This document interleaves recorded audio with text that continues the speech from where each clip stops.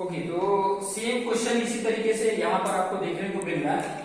क्या बोल रहा है कि for the activity shown below prepare pod network diagram and calculate variance and standard. Variance और स्टैंडर्ड फाइंड आउट करना है किसका, सभी एक्टिविटी का, जितने भी एक्टिविटी है उन सभी का आपको वेरिएंस भी फाइंड आउट करना है और स्टैंडर्ड डेविएशन भी फाइंड आउट करना है।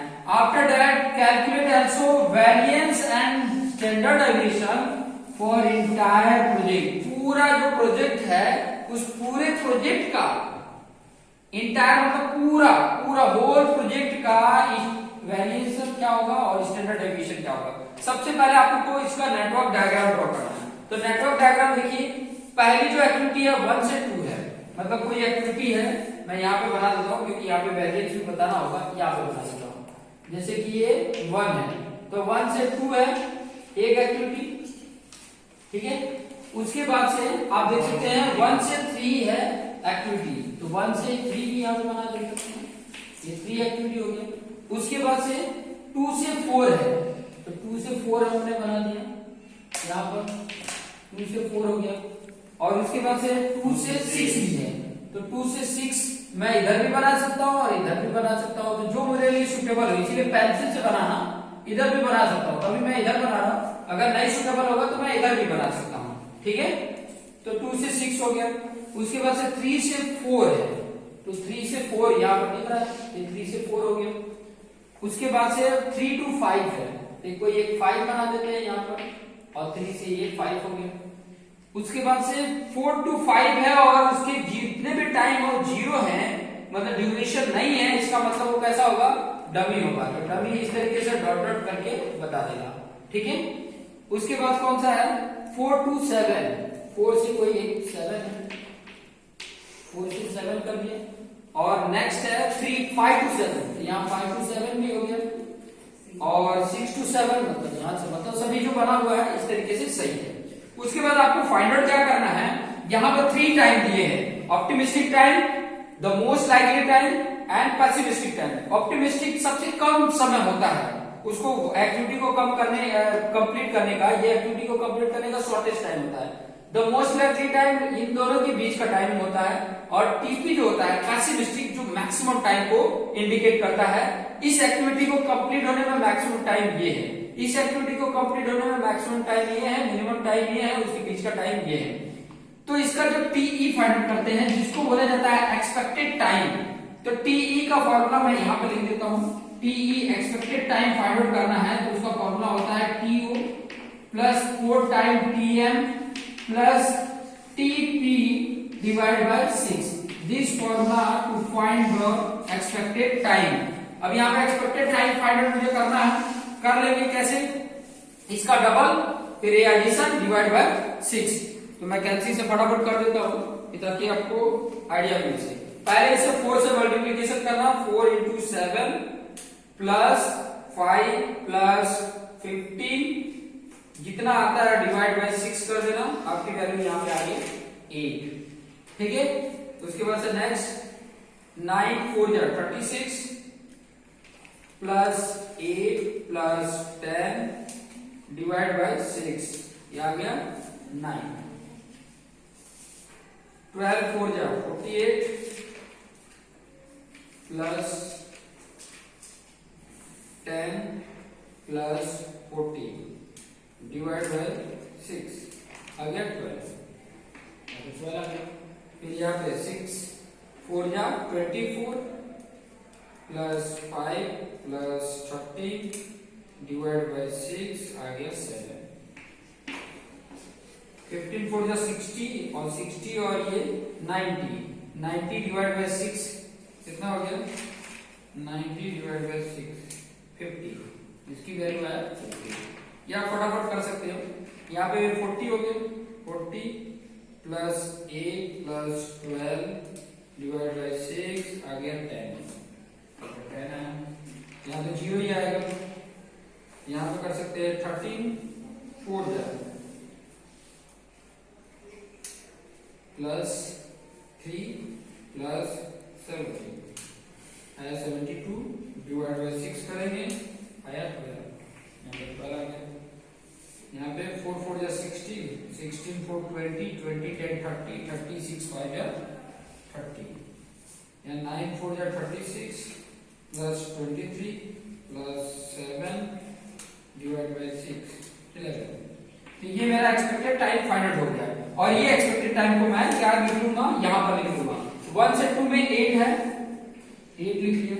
फिर 1 से 3 में 9, यहाँ 9, ठीक है। फिर बाद में 2 से 4 में 12 है। फिर बाद में 2 से 6 में 7 है। इस तरीके से करेंगे। उसके बाद से 3 to 4 में 15, 3 to 4 15 है। उसके बाद से 3 to 5 में 10, 3 to 5 10 है। उसके बाद से 4 to 5 में 0 है, 4 to 5 तो 0 ही है।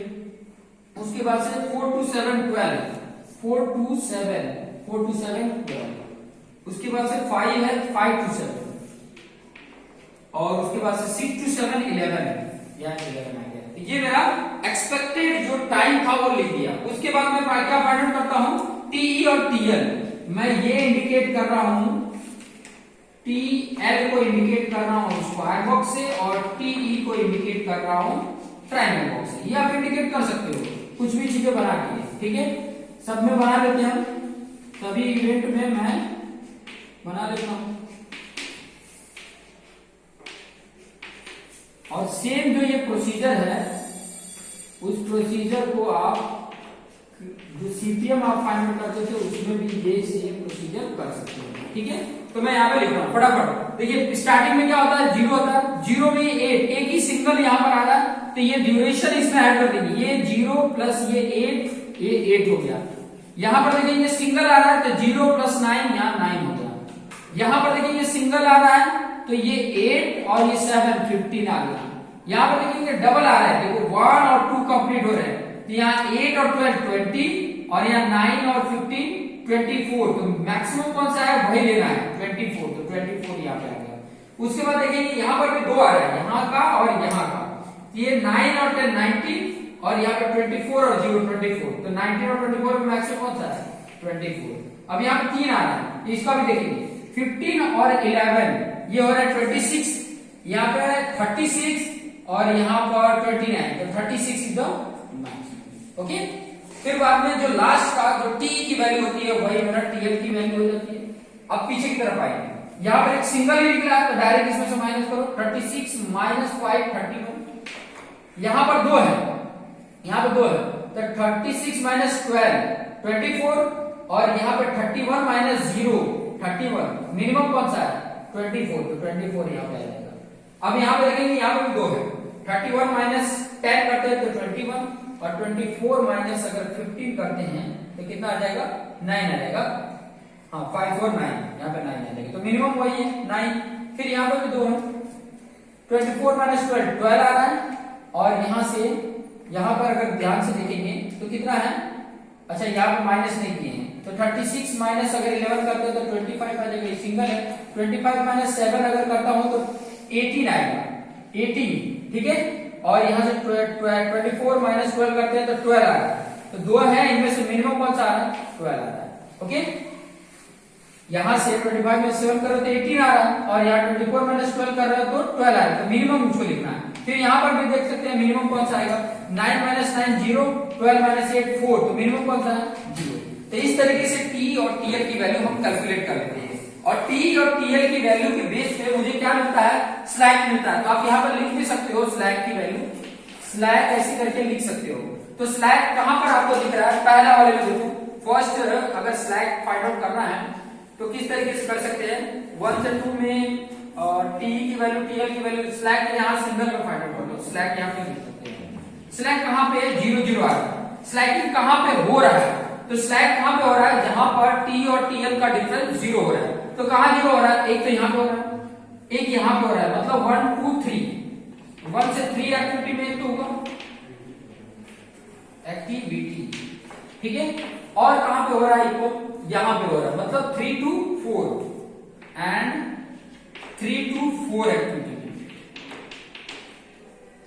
और कहां पे हो रहा है, और equal 4 to 7 and 4 to 7 activity. तो यहां पे स्लैकिंग हो रही है, इसका मतलब ये होगा कि ये मेरा क्रिटिकल पाथ आएगा, ठीक है, ये क्रिटिकल पाथ आ गया।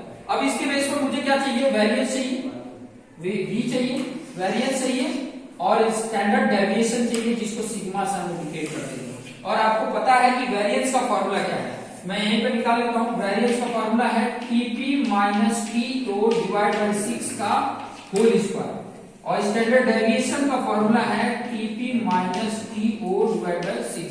ये फॉर्मूला है। पहले वेरिएंस निकाल लेते हैं। तो वेरिएंस निकालने के लिए क्या करेंगे, देखो ये भाई टीपी माइनस टीओ 10 और 10 डिवाइड बाय 6, सही है ना। TP minus TO divide by 6 करेंगे तो 10 डिवाइड बाय 6 कितना आ रहा है, 10 डिवाइड बाय 6 करेंगे तो आ रहा है 1.6 और 1.6 का स्क्वायर करेंगे, स्क्वायर कर देंगे तो 2.7, यहाँ 1.6 यहाँ 2.77, ठीक है 2.78 भी कर सकते क्योंकि 7 है। उसके बाद से यहाँ 10 माइनस 8 2 और 2 डिवाइड बाय 6, 2 डिवाइड बाय 6 कितना आ रहा 0.33 और यहाँ पर उसका स्क्वायर अगर कर देते हो तो कितना आ जाता है 0.11। ओके, उसके बाद यहाँ पर 13 माइनस 5 8 का डिवाइड बाय 6, 8 डिवाइड बाय 6 1.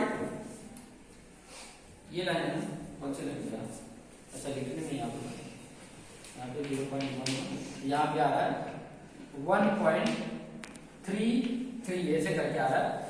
और यहाँ पर देखेंगे, ओके गलत कर दिया क्या, 14 माइनस 10 4 डिवाइड बाय 6 था ना, सही कर रहा हूँ ना,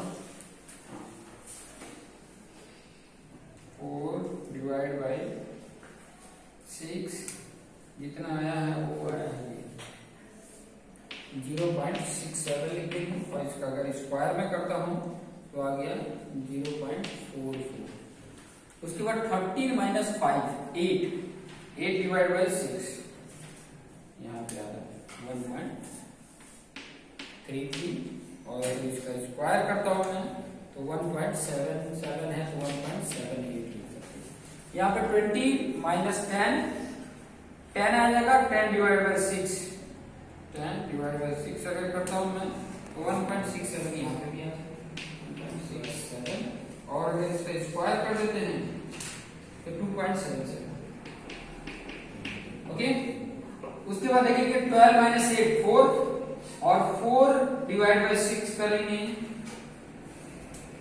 तो 67 0.67 ये आया था और इसका आ जाएगा 0.44।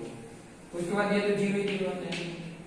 यहाँ पर 17 minus 3 14 divide by 6 14 divide by 6 value आ रहा है 2.33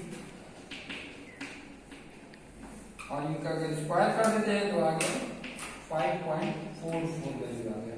ओके, उसके बाद नेक्स्ट 10 माइनस 4 6 और 6 डिवाइड बाय 6 1 आएगा, 1 का स्क्वायर भी 1 आएगा।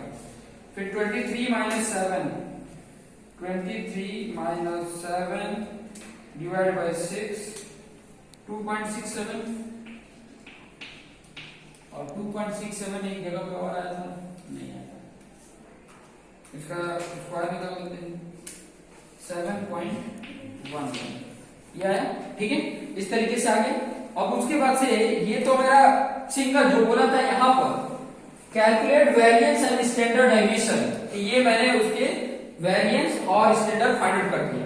उसके बाद अभी ये फाइंड आउट करना है इंटायर प्रोजेक्ट का वेरिएंस और तो इंटायर प्रोजेक्ट का अगर मैं ये वेरिएंस चाहिए, वेरिएंस ऐसे लिखेंगे, वेरिएंस ऐसे करके लिख देना और हेडिंग डाल देना या एरो बना के वेरिएंस फॉर इंटायर प्रोजेक्ट। तो इंटायर प्रोजेक्ट का वेरिएंस अगर फाइंड आउट करना है, प्रोजेक्ट का वेरिएंस फाइंड आउट करना है तो जहां जहां मेरा स्लैकिंग आया है उसी का सिर्फ वेरिएंस लेना है। तो स्लैकिंग कहां पे आया है 1 to 3 plus 3 to 4 plus 4 to 7 activity यहां पर लास्ट में। तो यहां पर देख सकते हो कि वेरिएंस 1 to 3 में कितना है, 1 to 3 में वेरिएंस 0.11 है प्लस 3 to 4 में 3 to 4 ये है 2.77 प्लस और कहां पे है 4 to 7 ये है 5.44 इन तीनों को ऐड कर देंगे तो आपकी वैल्यू आ जाएगी पूरे इंटायर प्रोजेक्ट का वेरिएंस कितना होगा वो आ जाएगा 0.11 प्लस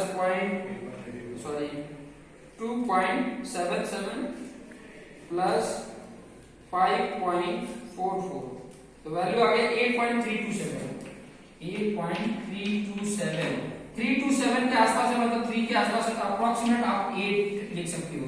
अगर डेज में है तो डेज में, वीक है तो वीक में, इतना वेरिएंस आएगा। ठीक है वेरिएंस इतना आ रहा है। उसी में उसके साथ साथ स्टैंडर्ड डेविएशन बताना है तो स्टैंडर्ड डेविएशन मतलब उसका स्टैंडर्ड डेविएशन जो है वो ऐड करेंगे उसी का। तो सेम उसी का सिग्मा करके इंटायर प्रोजेक्ट करके ऐसे लिख सकते हो, इंटायर ऐसे लिख देना।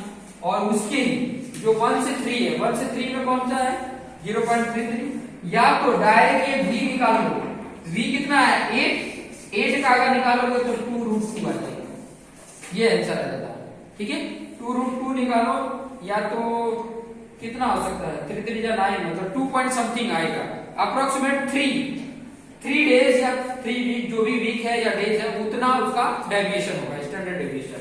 तो अप्रोक्सीमेट 3 और अप्रोक्सीमेट यहाँ पर 8 वेरिएंस के आसपास आएगा। तो इस तरीके से ये कैलकुलेशन हमें कर सकते हैं। ठीक है तो ये पॉड से रिलेटेड नेटवर्क डायग्राम करना और किस तरीके से एक्सपेक्टेड टाइम फाइंड आउट करना, एक्सपेक्टेड टाइम के बेस पे टी और टीएल की फाइंड आउट करना और उसके बेस पे हमें क्रिटिकल पाथ फाइंड आउट करना। क्रिटिकल पाथ फाइंड आउट करने के लिए आपको स्लैकिंग फाइंड आउट करना पड़ेगा कि कहां स्लैक होगा। ठीक है उसी के बेस पे हमारा क्रिटिकल पाथ क्या बताता है मैक्सिमम टाइम कितना लगेगा वो बताता है। तो उसका मैक्सिमम टाइम अगर देखोगे तो 36 डेज या वीक जो भी है, यहाँ पे डेज या वीक टाइम दिया नहीं है, जो भी दिया हो वो आपका पूरा प्रोजेक्ट का टाइम होगा, ड्यूरेशन इतना होगा। और यहाँ पे वेरिएंस कितना आ रहा है इसी के बेस पे ये वेरिएंस और स्टैंडर्ड डेविएशन क्या बता रहा है। वेरिएंस मतलब उसमें इतने दिन का मतलब क्रिटिकल सिचुएशन आ रहे हैं जिसकी वजह से ये हमारा इतना टाइम लग रहा है। कोई क्रिटिकल कंडीशन आ रहा है जिसकी वजह से मेरा इतना टाइम लग रहा है, ये मैक्सिमम टाइम है। इससे ज्यादा लग रहा है मतलब ये फेलियर होने के चांसेस है, प्रोजेक्ट फेल होने का या डिले होने के चांसेस है। तो इस तरीके से हम इस नेटवर्क का वैल्यूएशन कर लेते हैं। Okay so thank you.